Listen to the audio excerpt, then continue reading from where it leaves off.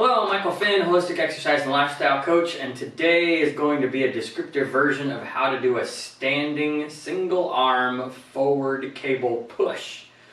Another mouthful for an exercise. Alright, so we need a cable pulley. You can also do this with bands, but I don't like bands a whole lot because they don't have a consistent sort of tension on them. So I like cable pulley machines, but you can use it with bands if you don't have a gym membership, or you don't want to spend over $1,000 on a cable pulley machine for your home.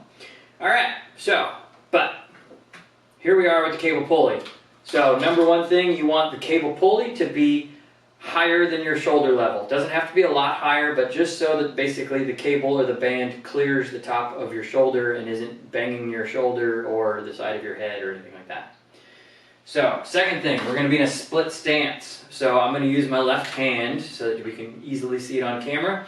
So my left foot is going to be in the back, and my right foot is going to be in the front, and the majority of my weight is going to be in my left foot. So I can actually pick that right foot up without too much of a problem.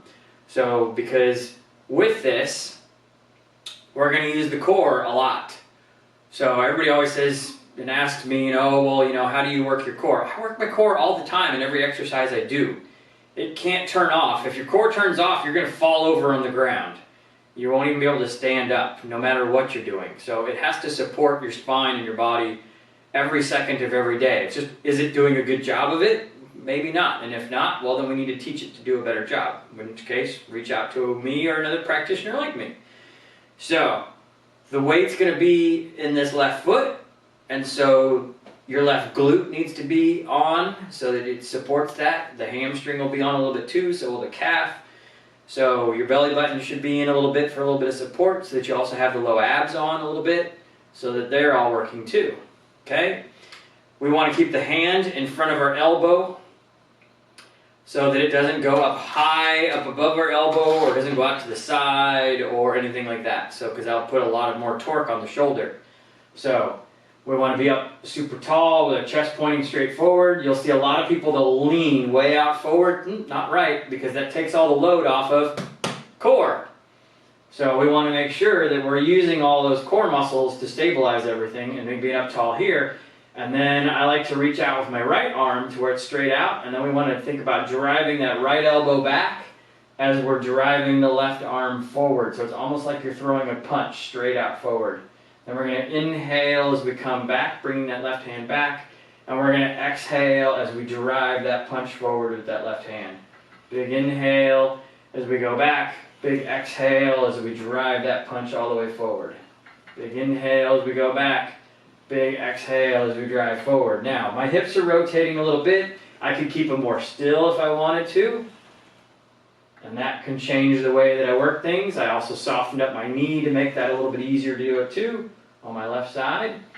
Alright, so that I can work things that way. Other things I could do is I could get into a little bit deeper of a lunge stance in through here, where I'm having to do it that way. And that's going to work some other different muscles and work the balance and the stability in the core a little bit more. Okay, I could bring my feet closer together to each other, and that's going to make my core work a little bit harder. Make other things work a little bit harder. So you can tweak it a little bit and make it different. But the keys are the same foot back in the hand that you're actually pushing the weight with. Your core should be on, your belly button should be in. You need to use the glutes and the hamstring of that leg that you're standing on for good stability and good balance. And staying up tall. Don't do all this leaning forward stuff. Stay up nice and tall in through there so that you can actually use those core muscles to push out there. And that way, if you struggle with pushing, it's because something in the system isn't strong enough and you're going to develop the weakest muscle. Alright? This is why I recommend everybody get a coach to supervise them every now and then. I work with a lot of clients every 4 to 8 weeks, stuff like that, and I'll check and I'll go, alright, how are we doing? Because if you do really good form with all your exercises, you're always going to be working the weakest part of the system, which means you're going to be improving the best that you possibly can. Alright, reach out with questions, hit the subscribe button, ring the little bell, have fun with your standing single arm cable push, and I will see you in the next video. Have a happy and healthy day.